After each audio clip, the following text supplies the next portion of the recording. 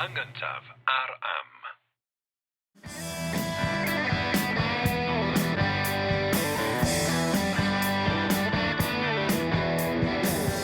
Helo, symau, sut ydych chi? Jerry Hunter dwi? A Richard Wyn Jones ydw i, a da chi'n gwrando ar bodlediad yr hen iaith. Podlediad lle mae yna Americanwr o Cincinnati, Ohio, yn ceisio diwyllio rhywfaint ar hogyn yn wreiddiol o ben mynydd Ynys Môn ynglŷn â cyfoeth i iaith ei hun. Da ni ar gael drwy'r ffrydiau podlediadau, da ni ar gael ar YouTube, lle mae modd yn gwylio ni hefyd, da ni ar gael yn gyntaf ar am, a cofiwch fod na dalfyriad neu crynodeb Saesneg o'r cynnwys yn cael ei gyhoeddi ar nation.Cymru. A da ni'n erfyn, wrth gwrs, ar Jerry i ddarparu fersiwn Cymraeg o hynna rhyw dro. Dwi'n deud hyn fath o ryw fwlio fo. Dwi'n gwybod mae ddigwylydd o'n ofnadwy. Mae'n fynnag, Jerry, ymddiheiriadau am hynny. Lle da ni'n mynd y tro yma? Ti di arfer. Lle da ni'n mynd tro yma? Na fo. Wel, dyn ni wedi bod yn trafod dynyddwyr Protestannaidd Cymraeg yr 19 ac yn ddiweddar iawn y penod ddwytha gwaith William Salisbury, William Salisbury, William Morgan, Richard Davies. Dwi'n gwrando, dwi'n dysgu. A hyn i gyd, William Morgan, William Salisbury, Richard Davies, i gyd yn cyfieithu ac yn gyhoeddi'r Beibl yn Gymraeg. A wedyn, nes ti ofyn gwestiwn mi, ofyn nes ti gwestiwn da iawn, rhyw 2 benod yn ôl, os dwi'n cofio 2 tair. Nes ti holi am y dyneiddwyr Catholig, a oedd yn rai, beth y Catholician yn neud i wrthbwyso yr holl lenyddiaeth, yr holl propaganda Brotestannaidd Gymraeg. Felly, cwestiwn da, achos mae'n bwg pwysig, mae'n dipyn o lenyddiaeth Gymraeg sy'n perthyn i'r maes yma. Felly, yn y benod hon, dyn ni am drafod llen Gymraeg Catholigion yr 19 O, diddorol. Mae hyn yn gyffroes. Da iawn. Ac dyn ni am ganolbwyntio am byn o, hwyrach achos amser yn ei grybwyll ambell enw arall cyn gorffen, ond dyn ni am ganolbwyntio ar 2 Gymro, 2 Gatholig Cymraeg, lle da. Morris Clunog a Gruffudd Robert, lle da. Ac o ran y math o lenyddiaeth Gymraeg dyn ni am ei thrafod, mae'n werth nodi cyn cychwyn, yn fy mharni be bynnag, bod yr holl lenyddiaeth mae'n perthyn yn ffras i 2 gategori, 2 ddosbarth, o ran ansawdd ac o ran bwriad. Yn gynta, mae yna lenyddiaeth arall sydd yn cynnwys ysgolheictod rhyfeddol, ffrwyth gwaith dyneiddiol arloesol Gruffudd Robert, lle.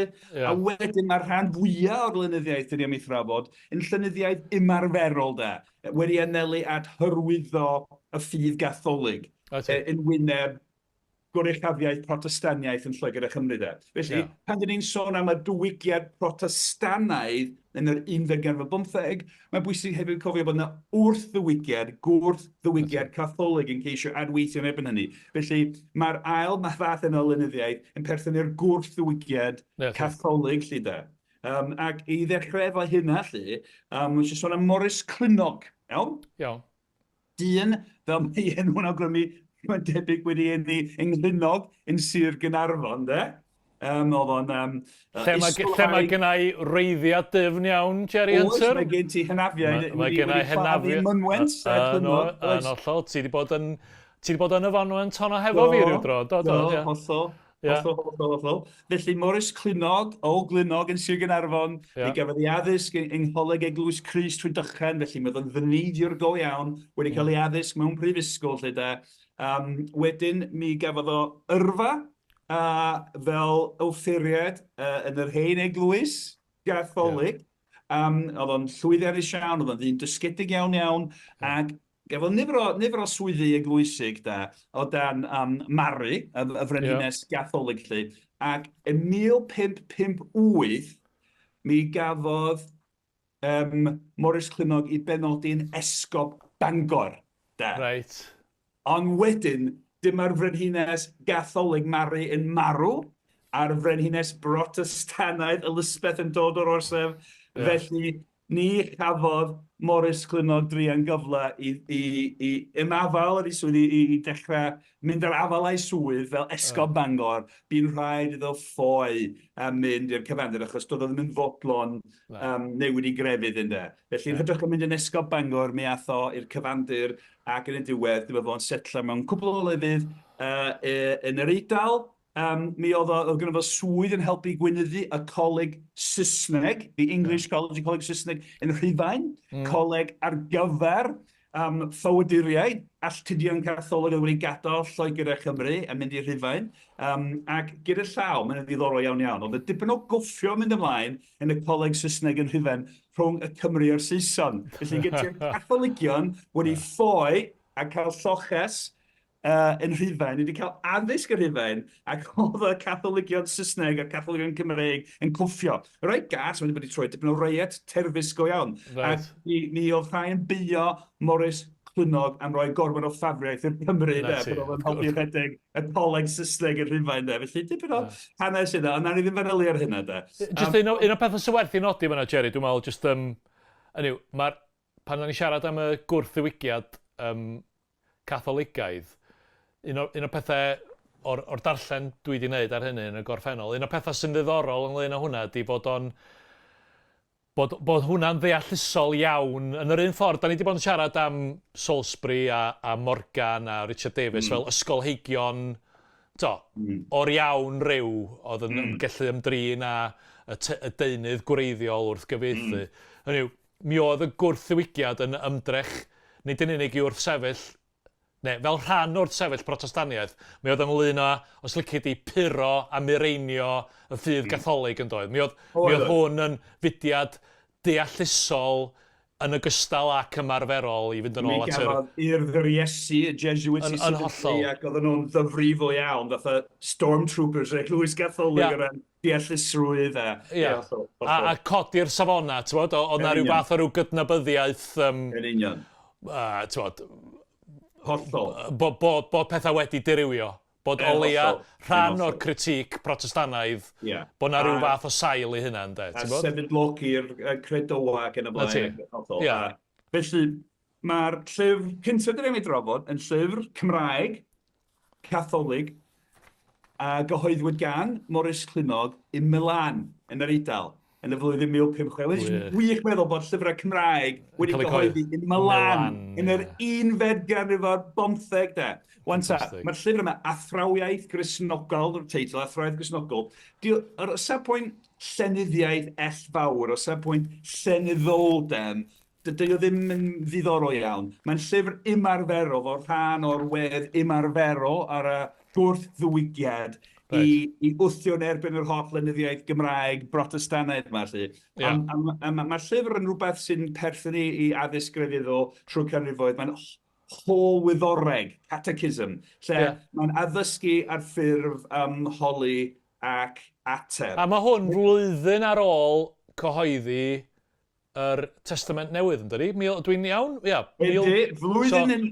Gwta flwyddyn yn union. Wedyn ti'n cael llyfr Cymraeg yn cael ei gyhoeddi'n Milan yn trio sefyll yn erbyn y llif Protestannaidd. Yn union. Felly mae'r rhan gyntaf, Athrawiaeth Gristnogol, Morris Clunog, mae'n trafod, dyma'r Pennod, ynghylch enw Cristion a'r nod sydd i adnabod Cristion wrtho ac enw Crist a'i Athrawiaeth Gristnogol.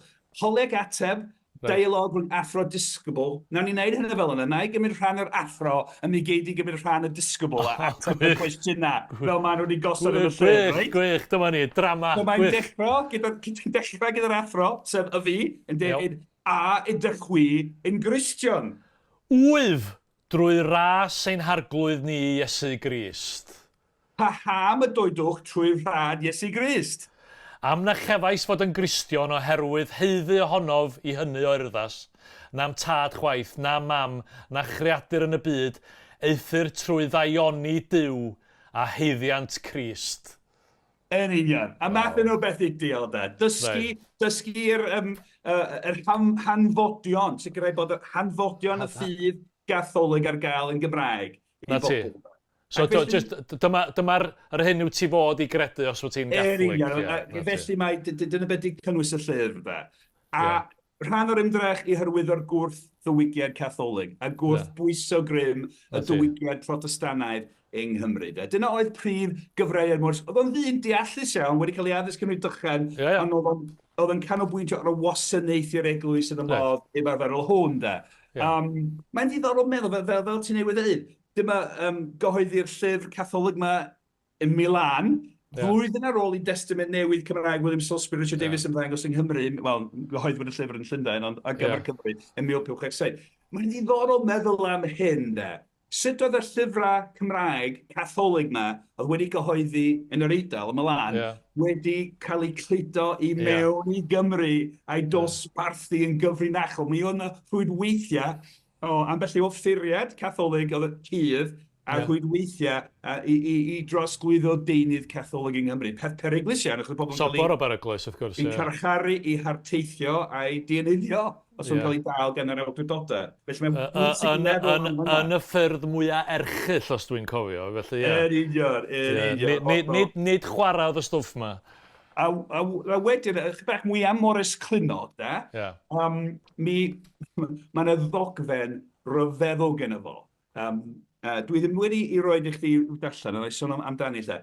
Sef llythyr Cymraeg sgwennodd Morris Clynog o'r Eidal at William Cecil, yr arglwydd Burghley, sef ysgrifennydd gwladol Elizabeth I gyntaf. Oedd William Cecil o dras Gymreig. Bosib bod o'n gallu darllen Cymraeg, dyn ni ddim yn gwybod. Mae'n bosib i fod o, ond os nad oedd, mae'n amlwg bod gen fo wision oedd yn gallu darllen Cymraeg, Achos mae'r llythyr hwn, llythyr Cymraeg, sgwenwyd yn yr 1915 gan Morris Clynog, wedi goroesi ym mhapur a Hatfield House, sef hein gartre William Cecil. Ac yn y llythyr yna, mae'n dechrau fel hynna, jyst o'r llythyr, mae'n dechrau, hyn, Cymraeg, dyma'r iaith wreiddiol llythyr at un y golyn pwysig yn llywodraeth y Frenhines Elizabeth I bob pwrpas. Hyn sydd i ddysyddu arnoch ddysgusodi na sgrifennais erioed cyn hyn ddim atoch ac i ddiolch i chwi am y genad y gawswch i mi gan y Frenhines i ddyfod ac i drigo allan o'r deyrnas. Felly mae Morris Clynog yn ysgrifennu yn Gymraeg o ei alltudiaeth yn yr Eidal at William Cecil, i ddiolch i William Cecil am ddarbwyllo'r Frenhines Elizabeth i adael i Morris Clynog lithro allan o Brydain yn hytrach na i resio a'i ladd, ynddo? Waw, diddorol, diddorol. Ac wrth gwrs, mae'n diolch iddo fo yn helaeth, a wedyn mae'r gwrth ddiwygio'r Catholig yn cicio mewn, wedyn yn y llythyr, mae'n erfyn ar William Cecil i ddarbwyllo'r Frenhines, i droi yn ôl at yr hen ffydd Gatholig wrth gwrs wedyn, a mae'n wych o beth. Ac mae'n codi fel, mae'n bosib bod Elizabeth I yn gallu darllen Gymraeg. Dyn ni wedi codi'r cwestiwn, dyn ni ddim yn gwybod. William Cecil oedd o'n ail edrych genhedlaeth wedi geni yn Lloegr o dras Gymreig. Mae'n bosib i fod wedi magu'n siarad Cymraeg. Fel mae gen ni ffrindiau o Llundain sydd yn bedwerydd genhedlaeth yn achos Ifar ap Gwyn, ochr i dan, wedi magu'n siarad Cymraeg yn Llundain. Wyr da. Ond yn sicr, mae'r llythyr yma yn Gymraeg. Felly mae'n gyd-destun gwleidyddol cyffroes iawn. Gyda llaw, mi fysa Morris Clynog yn marw maes o law, sbel ar ôl hyn, tra oedd o wrthi yn teithio yn ôl i Gymru. Oedd yn teithio yn ôl i Gymru i fynd yn un o'r offuriaid Catholig cydd na, i peryglu fywyd go iawn. A mi fi farw, mae'n wahanol hanesion, rhai'n dweud bod wedi marw o salwch, pan oedd o'n disgwyl i hwylio o Ffrainc. Mae'n rhai'n meddwl bod y llong wedi suddo, bod wedi foddi oddi ar arfordir Cymru, sydd yn rhyfeddol o beth. Ond felly oedd y dyn, mi oedd o'n gwneud fel yr oedd yn ddeud, chwarae teg.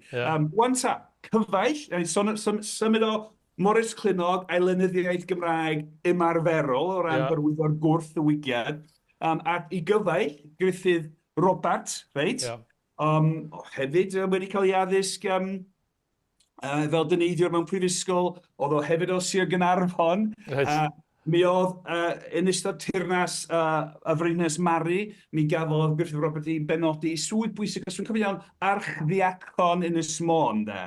A wedyn... Does na ddim llawer o swyddi pwysicach na archfiacon yn y smôn. A pan dwi fawr Mari, fel i gyfaill mor ysgrifennog, fi rhaid i Gruffudd Robert foi. Ond mae werth meddwl, dyn ni wedi sôn tipyn yn y gyfres yma, am y dyneiddwyr Protestannaidd wedi cyfrannu gymaint at lenyddiaeth Gymraeg a'r iaith Gymraeg. Ond eto, tysa Mari ddim wedi marw felly, mi fysa y ddau Gymro dysgedig egnil yma, Morris Cludnog a Gruffudd Robert, yna yng ogledd-orllewin Cymru efo swyddi pwysig, a mae'n siŵr fysa nhw wedi dylanwadu'n drwm ar yr iaith Gymraeg mewn ffordd gadarnhaol. Mae'n bwysig cofio hynna.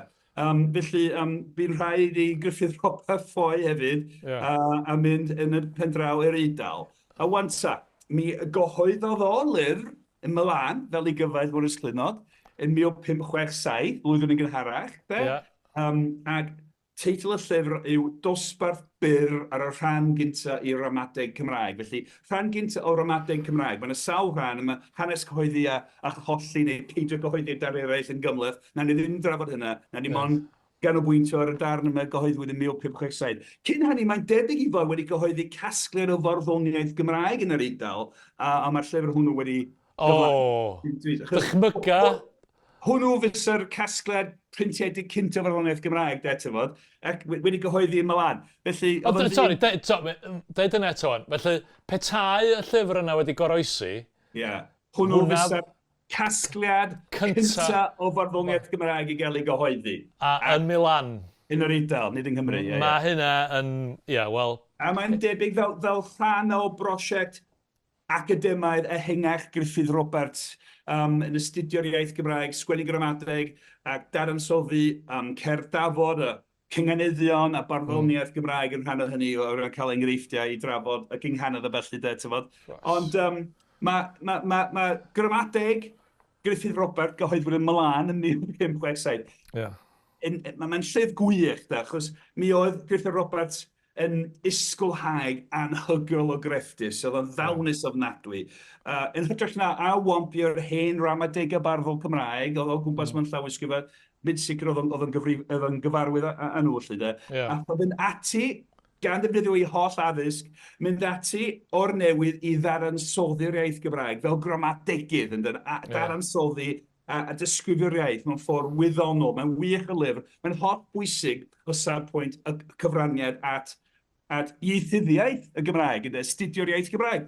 Ond, dyn ni am I drafod yn benna fel gwaith llenyddol, achos mi oedd hefyd yn awdur dawnus oedd yn gallu sgwennu rhyddiaeth Gymraeg mewn ffordd gyffroes bach o greiddiol. Mae'n cyflwyno gramadeg yn defnyddio'r adonia... So, Jerry, un cwestiwn cyn bod ni'n neidio fewn.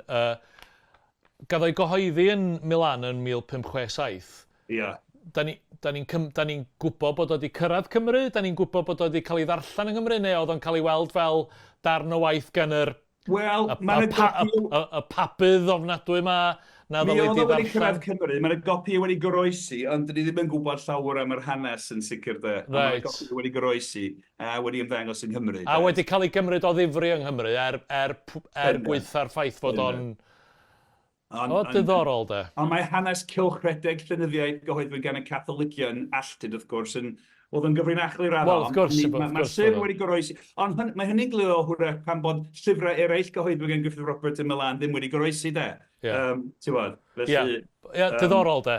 Yn sicr. Felly, yn gynta, mae yna rhagymadrodd, a dyn ni wedi darllen sawl rhagymadrodd gan sawl dyneiddiwr Cymraeg, rhagymadrodd yr llyfr. Ac mae'r llyfr, mae'n sawl dyfyniad yma yn deillio o'r rhagymadrodd, yn dechrau o'r ffordd mae'n cyflwyno'r... Ac yn y rhagymadrodd, mae gen i rhyw ddyfais lenyddol wych. Mae'n personoli'r iaith Gymraeg. Mae'n gwneud yr iaith Gymraeg yn berson sy'n gallu siarad â ni. Ac felly mae'n dechrau gyda'r iaith Gymraeg yn anerch gyda'r llenyd. Felly dwi eisiau ti darllen y dyfyniad cyntaf sgolio dda. So mae hwn yn edrych yn anoddach I fi. Felly dyma iaith gambr yn anerch yr hygar ddarllenydd. So iaith Gymraeg, Camber yn ôl yr hen ffug hanesyddiaeth Cambria Latin o'r oesau canol. Camber oedd wedi sefydlu Cymru a rhywbeth o felly. So yr iaith Gymraeg yn aner y darllen. Oce. Aristoteles, gŵr ar agoriaeth mewn dysg a gwybodaeth, a ddywed am bob celfyddyd, mae bychan ac anrhefnus fydd i ddechrau. Yn union, felly y celfyddyd dan sylw yma yw gramadeg ynda. A mae'n dechrau trwy ddyfynu, neu trwy led ddyfynu, Aristoteles, yr hen athronydd Groegaidd. Dyma ni yn sounding nghanol y dadeni dysg ynda. Eto Cymraeg o'r iaith ynda. Wych. Am hynny, na fyd diystyr na diflas gennyt, fy ngweled i yn ymddangos mor ddias isal ac mor anhylwybr. Canes hon yw'r awr gyntaf yr amcanwyd fy nwyn i lwybr celfyddyd. Yr ydoedd beirdd ar hyd Cymru yn ceisio fy nghadw rhag colli neu gymysgu ar Saesneg.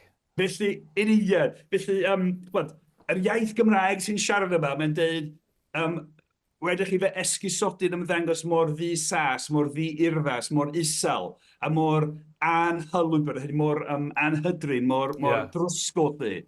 Achos dim y tro cyntaf mae rhywun wedi ceisio fy nwyn i, sef yr iaith Gymraeg, i lwybr celfyddyd ynde. So mae'n tynnu sylwad arwyddocad gyhoeddi gramadeg ddeneiddio Gymraeg yn dadansoddi'r iaith. A dwi'n licio'r llinell yma, yr ydoedd beirdd ar hyd Cymru ceisio fy nghadw rhag colli neu gymysgu ar Saesneg. Yn union. Felly mae'n talu tefnged yn beirdd am geisio cadw'r iaith Gymraeg yn byr ynde. Felly, a wych o fan. Na ryfedda chwaith weled cymaint o feiau wrth brintio.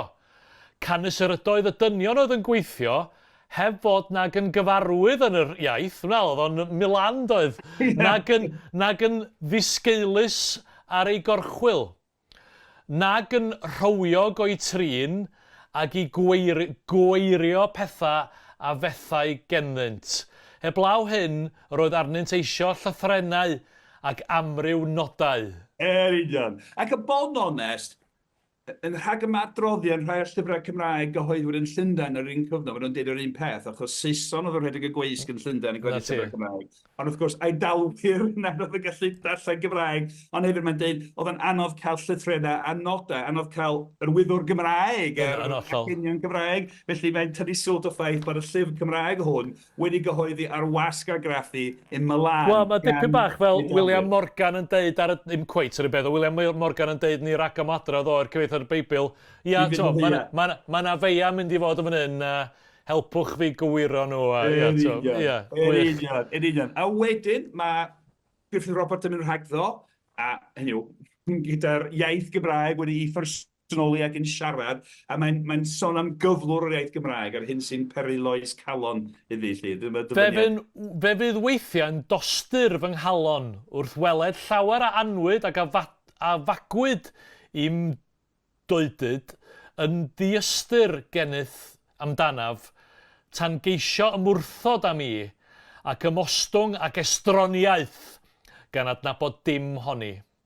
Canes chwi a gewch rai yn gytrym ac yn gwelant afon hafren neu glochdau amwythig a chlywed sais yn doethyd unwaith good morrow a dechreuant ollwng i Cymraeg tros gof. A'i doedyd yn fawr ei llediaeth, ei Cymraeg a fydd Saesnigaidd, a'i Saesneg diwawyr yn rhy Gymreigaidd. Ni welir fyth y ddyn cyweithas, dyn mwyn rhinweddol, mor neb a wado na'i dad, na'i fab, na'i wlad, na'i iaith. Gwych dyn ni? Gwych iawn. Felly mae'n cwyno mewn ffaith bod Cymru yn unwaith maen nhw'n teithio Gymru Loegr, unwaith maen nhw'n gweld afon hafren neu glochdau amwythig a chlywed sais yn dweud unwaith good morrow. Maen nhw'n anghofio eu Cymraeg yda. Ffantastig. Mae'n sôn am rhywbeth nath y diweddar athro hwyl teifi Edward sgwennu amdano fo yn heodol iawn o ran dylanwad y llyfr Gleision yn 1847 a Cymraeg oes Victoria a'r gymlethdod israddol o ran y Cymru. Wel, dwi'n gweld o fyma, ynddo? Oedd na Gymrodd yn byw yn yr Eidal yn y 1560 di sylwi ar yr union yr un peth. Dwi'n licio, dwi wrth y modd, fel ti di sylwi, hefo bobl sy'n jyst yn gweld afon hofran, clochda 80, a clywed Sais yn dweud unwaith, good morrow, a dyna good morrow sydd yn y testyn. Hogio bod nhw'n anghofio i Cymraeg wedyn ac yn troi'n ceisio troi'n Saesneg, i bod yn cael trafferth yn siarad Saesneg. A mae Saesneg dyw awyr yn rhy Gymreigaidd, mae hwnna'n wych. Ond eto maen nhw'n siŵr siarad Saesneg yn dweud Gymraeg. A wedyn mae dyfyniad nesaf yn wych iawn hefyd. O blegyd hyn... Mae ddrwg yn ni. O blegyd hyn, y dwyf yn adolwg i bob naturiol Gymro dalu dyledus gariad i'r iaith Gymraeg.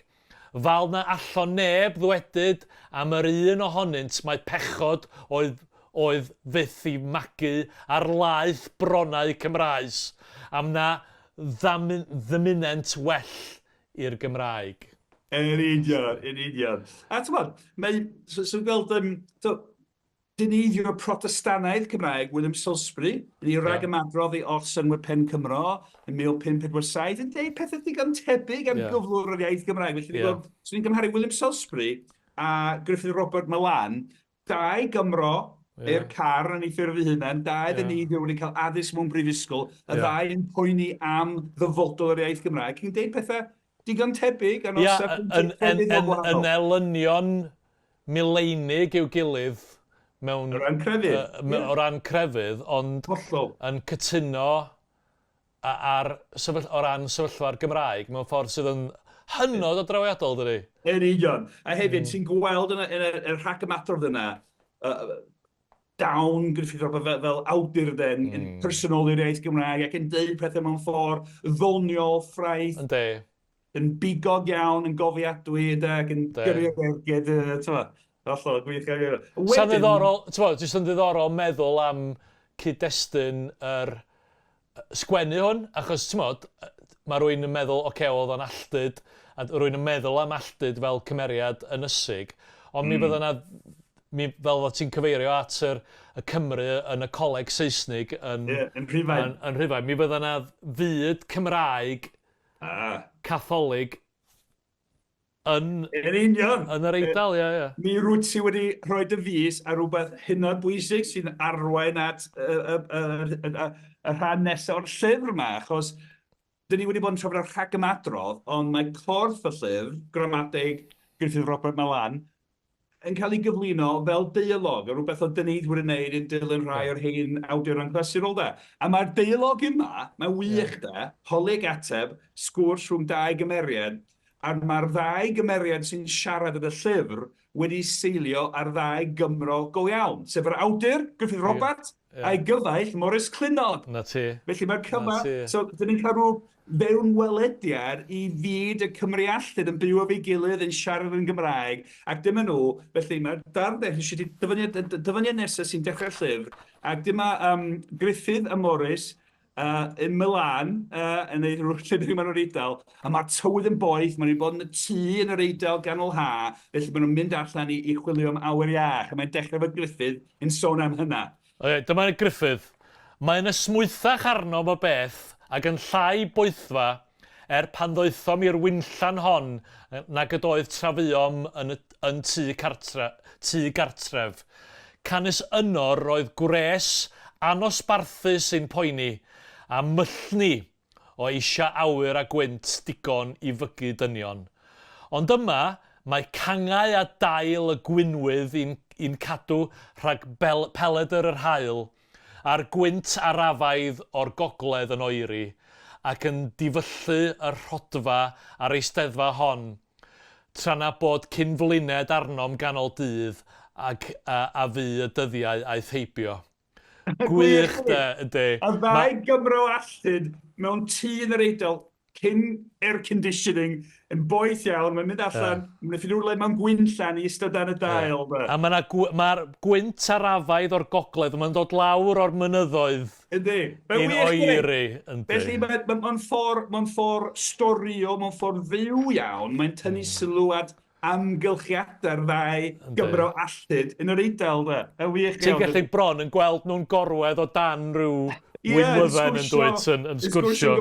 A wedyn, mae Morris yn ateb I gyfaill, dyma'r darnes yn y llyfr. Mae dyma Morris, bod yn deg y fangrell ydym, ac yn hyfryd gweled y dail gwyrddleision yn gysgod rhag y tes, ac yn ddigrif clywed yr awel hon o'r gogleddwynt yn chwythu tan frig y gwynwydd i'n llawenychu yn y gwres a afresymol hyn, sydd drwm wrth bawb a gafodd ei geni a'i meithrin mewn gwlad cynoered ac i'w tir Cymru.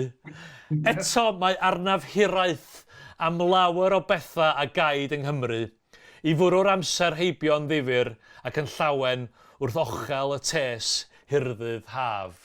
Tydi o wir, da? Mae hwnna'n fendigedig. Mae hwnna'n fendigedig. Y ddau Gymro yn hyreithu am Gymru, da. Maen nhw'n dechrau sôn am y tywydd, mae Cymru wastad yn neud, o wedyn maen nhw'n hyreithu, a wedyn mae'n wych, da. Mae wedi sgwennu mor dda, da. Wedyn mae'n Morris yn mynd rhagddo, a mae'n rhestru'r holl bethau Cymreig, mae'n hyreithu amdano nhw'n yr Eidal. Mae'n dweud, taswn ni'n Nghymru sy'n gallu mwynhau clywed rhywun yn canu'r delyn, mewn mwyn bynciau, a dadginiaid yn canu barddoniaeth gyda thant, a barddoniaeth mawl i'r rhinwedd, neu gogan I ddrwg campa. Felly mae'n crynhoi canfar y diwylliant Cymraeg, cerdd Dafod, sef barddoniaeth Gymraeg, cerdd dant ar y delyn. Mae'n mynd ymlaen, mae'n dweud, fyswn ni'n gallu clywed hynafgwyr, brig lwydion, hein ddynion efo gwallt gwyn, adrodd chwedla Cymraeg am yr hen amseroedd. Mae'n mynd ymlaen, a wedyn maen nhw'n hyreithu, maen nhw'n trafod diwylliant Cymraeg, a wedyn mae'n troi at yr iaith Gymraeg, a wedyn mae'n dechrau holi ag ateb, a mae Gruffudd Robert yn egluro y ffordd mae'n dadansoddi gramatig yr iaith Gymraeg, trwy ymddiddan a'i ffrind Morris. Gallai ofyn cwestiwn ynglyn â y derbyniad os licid i'r ddau yma. Cos mae hwn yn fendigedig, mae'n hyfryd, ac fel rwy'n sydd wedi byw dramor gryn dipyn, mae yna elfen o hwn, dwi'n gallu gweld hyn yn ddiw iawn. Ond, a bwrw bod Cymru wedi troi'n wlad milwriaethus, mor filwriaethus o Brotestannaidd, a ddaru'r bobl yma gael i'w anghofio a'i hael ddar y ganfod, neu heb fynd I ormod a ofyn I chdi fynd... Na ni drafod cyn gorffen y benod yma, da. Mi oedd na rwydweithiau cyfrinachol yn cylchredeg bethau, ond ambell I uchelwr Cymreig, un gyda chyfoeth a statws, a oedd wedi parhau yn Gatholig yn gyfrinachol. O, dwi'n meddwl mwy am mynd ar byd academaidd y digwyrth, chdi, Jerry. Dwi'n meddwl mwy am dy deips di. Erbyn rwan, fysa hwn yn arbennig o gyffroes, bysa. Ac ers talwm iawn, mae'n ers canrif a hanner o leia, lle mwy na hynny, mae Gruffudd Robert wedi gydnabod fel y gramadegydd gorau. Ambell un wedi mynd ati ddaransoddi gramadeg Gymraeg, ond fo oedd yr ysgolhaeg gorau yn y cyfnod. Mae wedi cael ei gydnabyddiaeth yna ers talwm wan. Right, oce. Sorry, dwi'n just yn meddwl bod... Mae'n bwysig, mae'n diddorol. Wedyn, gan droi yn ôl, felly dau fath o lenyddiaeth Gymraeg yn perthyn y gwrth y wigiad. Gruffudd Robert yn ysgolhaeg gwych, wedi gyhoeddi llyfr holl o reiddiol, mwych ran ysgolheictod yn dadansoddi gramadeg y Gymraeg o'r newydd mewn ffordd wyddonol wych, ond hefyd darn gwych o lenyddiaeth efo'r ymddiddan am ei hiraeth am Gymru. A wedyn lenyddiaeth mwy ymarferol fel athrawiaeth Gristnogol Morris Clunog. Mae yna llyfr arall sy'n perthyn i'r wedd honno, wedd ymarferol o ran hyrwydd o'r gwrth y wigiad. Y drych Cristnogol, iawn?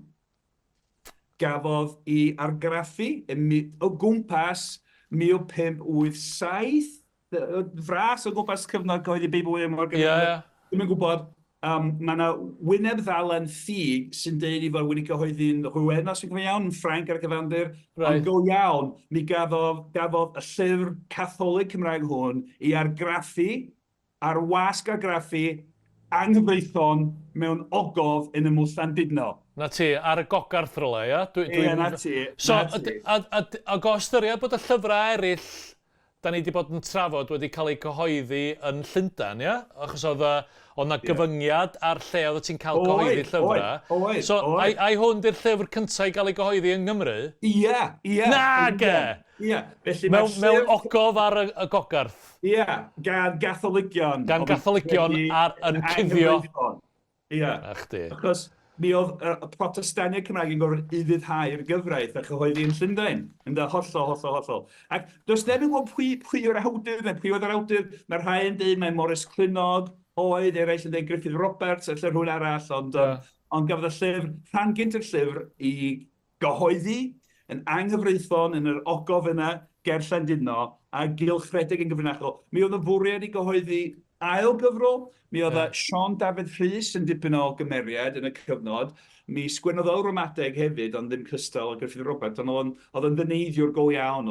Pan oedd o ath o'r Eidal, a nath o sgwennu llyfr yn Lladin am yr iaith Eidaleg, nath o sgwennu llyfr yn Eidaleg am yr iaith Ladin, nath o sgwennu bethau yn Gymraeg. Mae'n lawysgrifau Cymraeg yn y fo wedi goroesi. Wedyn ddath o'n ddiddorol beth yn neud yn wleidyddol. Oedd yn gyfrwys iawn Siôn Dafydd Rhys. Oedd yn doctor, nath o raddio mewn meddygaeth yn y Brifysgol yn Siena yn yr Eidal. A nath o ddod nôl i Gymru. Ac rwysyn, gafodd rwydd hyn i ddod nôl i Gymru, ac oedd o dal yn rhan o rhyw gylch Catholig cyfrinachol yng Nghymru a heb gael ei arestio. Ond mae'n debyg bod gen fo wasg a graffu am gyfnod yn ei gartre yn Aberhonddu, ac y syniad ni, y ddamcaniaeth yw i fod yn bwriadu gyhoeddi ail ran y llyfr yma. Ond ni ddigwyddodd hynny, siŵr bod yr heddlu Protestannaidd i dod o'r tŷ ac yn gorau'n ffoi. Pwy wir? So, Siôn Dafydd Rhys yn rhan o'r stori. Ond, os ydych chi'n sbio ar y dyfyniad ola sydd gen ti, dyma cyflwyno'r drych Cristnogol, y llyfr Catholig Anghyfreithlon gyhoeddwyd yng Nghymru. Oce. Yr awdur neu'r gŵr a wnaeth y llyfr yma at ei garedigion Gymru yn erchu ffyniant a llwyddiant iddynt. Wrth feddwl am fraint a brir Cymru gynt, a'i llesgedd a'i diystyredd yr awron, mae dolyr a chlefyd yn magu yn fy nghalon. Canys heb geisio sôn am wyr mawr a fu o Gymru, drwy synwyr a nerth yn goresgyn ac ennill gwledydd, gan orchfygu a gorfod ar frenhinoedd, drwy lawer oes o frwtws sydd ar amser Crist, na ni a gyffawn y peth reitiaf i'n harfaith a'n pwrpas ni, a'r peth sy'n heiddi mwy o glod ymhlith Cristanogion, yn fwy na dim o'r a fu cyn geni Crist, yn gymaint ac y mae braint a pharch yr enaid yn rhagori ar y corff. Union. Da. Felly, debyg iawn i'r esgob Protestannaidd, Richard Davies, ni'n rhag ymadrodd i destun y newydd mewn Bywchysau, yn apelio'n fylster y Cymru, yn Wlwch, da ni wedi bod yn genedl anfydeddus. Cofiwch Brutus, y cynta yn y llinach yna, o frenhinoedd arwrol sy'n cynnwys y Brenin Arthur yn ei gyd. Felly, mae'r awduron yn y cyfnod boed yn Brotestaniaid neu'r Gatholigion yn apelio'n hanes Cymru, a chwedlau Cymru, a balchder genedlaethol y Cymru yn wych. A beth sy'n ddiddorol, wrth gwrs, ydy mae'r Protestaniaid yn dweud oedd yr hen ffydd Geltaidd Gymreig yn byr gafodd i'w diraddio gan y Catholigion, ond rwan da ni yma, da ni'n mynd yn ôl. Dyma be, mae'r Catholigion yn dweud, o'r pethau'n wych, wedyn dda'r Protestaniaid dod. A ddefetha fo, a da ni'n mynd yn ôl at Gatholigiaeth. Yr un di'r patrwm. Union. A wedyn, mae rhai ni am dyrfynu, mae'n ormod o ddeud, ond sy'n fras iawn iawn. Dyn ni wedi sôn am Morris Clunog, Gruffudd Robert yn Milan, Illdair yn Milan yn cyhoeddi llyfrau Cymraeg, a'r llyfr Cymraeg yn awdur yn hysbys gyhoeddwyd ger Llandudno, mae'n ogof yn Anghyfreithlon. A wedyn, fel dwi wedi sôn yn barod, mi oedd yna gylchoedd o Gatholigion yng Nghymru yn cylchredeg wrach yn dosbarthu'r llyfrau Catholig, a hefyd yn cylchredeg deunydd mewn llawysgrif, yr hen ddeill canoloesol o sgwennu mewn llawysgrifau. Ambell i uchelwr hefyd, enwi un, Sir Edward Stradling, byw yn Sain Dinwyd yn y de, lle. Ac oedd o wedi cael ei arestio am fod yn Gatholig, am beidio a cofleidio'r ffydd newydd, a mae enw'r ymddangos ar ôl pardwn y Frenhines Elizabeth yn 1559 wedi rhoi pardwn iddo fo rwystyr. A mae'n aml bod wedi parhau yn Gatholig, oedd o'n ymwneud â Dr Sean David Rhys, dyn ni wedi sôn amdano fo. A oedd yna fardd Cymraeg, Llywelyn Sean, yn canu mawl i nifer o uchelwyr Cymraeg gan gynnwys Edward Stradling, ac mi oedd Llywelyn Sean, y bar yn copi o deunydd Catholig, mewn llawysgrifa yn cael ei cilchredeg. Felly, mi oedd yna sawl cilch, a mae'n bwysig hyn efo dewredd y bobl yma, Catholigiad. Ambell un yn cael ei dal a ddinyddio rai o'r offuriaid, de. John Roberts Trawsfynydd, os dwi'n cofio. Richard White hefyd, de. Richard Quinn, ac yn blaen. Merthyron, yr eglwys Catholig heddiw, de. Ond, dyn ni'n sôn am lenyddiaeth Gymraeg, a'r ffaith bod llenyddiaeth Gymraeg yn bodoli mewn cyd-destun gwleidyddol a chrefyddol, sydd yn hynod beryglus, yna. A mae'n gymaint o dystiolaeth Gymraeg am yr ymrafal, sef bod y ddwy ochr, de. Y Protestaniaeth a'r Catholigion hyn oedd yn sgwennu ac yn goeddi llyfrau Cymraeg. Hyd yn oed yn Milan yn yr Eidal. Wel, a ti'n bod, mae hwnna'n ffordd dda orffan, dydy, achos ti'n bod, da ni'n bodlediad rhyngwladol, efo chdi yn eistedd fyna yn Cambridge, Massachusetts, yn trafod llenyddiaeth Gymraeg rhyngwladol yr unfed ganrif ar 15, felly, mae hwnna'n dod ar cyfan at ei gilydd. Jerry, oedd hwnna'n eithriadol, dwi'n deud ar ddiwedd pob un o hein bod o'n ddiddorol, ond oedd hwnna'n eithriadol o ddiddorol am gymeriadau rhamantus iawn mewn, mae'n debyg fysa nhw'n, allai ddychmygu fysa nhw'n bobl reit anodd mewn lot o ffyrdd, ond goblin o romantus. Diddorol iawn. Diolch yn fawr iawn ti, Jerry. Oedd yna'n wirioneddol ddiddorol. Diolch i Richard Martin sydd yn recordio ac yn, dwi'n meddwl, be mae'n neud. Mae'n gwasgu rhyw fotyma ac yn gwneud pethau cymleth i gael hwn ata chi. Ond yn ben o foll, wrth gwrs, diolch i chi sy'n gwrando neu'n gwylio ac yn rhoi esgus i Jerry a fi'na ista yn fan hyn yng nghwmni Richard i recordio y pethau yma. Da ni wir yn gwerthfawrogi os da chi'n rhannu'r newyddion am fodolaeth efo y pod efo unrhyw un all fod efo diddordeb, achos does gennym ni ddim ffordd arall o rannu'r newyddion a geithrio bod chi'n gwneud hynny ar yn rhan ni. Gallwch chi ddeud wrth bobl bod ni ar gael drwy'r gwahanol ffrydiau podlediadau, da ni ar gael ar YouTube. Yn gyntaf am! O'n i'n mynd i ddweud bod modd i bobl yn gwylio ni ar YouTube a mwynhau'r ffaith bod na glistog yr hen iaith dros un ysgwydd a bod na ddelw o Karl Marx dros yr ysgwydd arall sy'n deud lot am fy swyddfa i. Beth bynnag, da ni ar gael wedyn, Jerry, gyd i ddeud, lle da ni ar gael yn gyntaf? Yn gyntaf ar am! Na fo, gwych. Felly, gyda hynna o rwdlan, diolch eto, welwn i chi'n fuan iawn hefo rhywbeth. Y fydd yr un mor flasus, dwi'n siŵr. Hwyl am y tro. Hwyl fawr.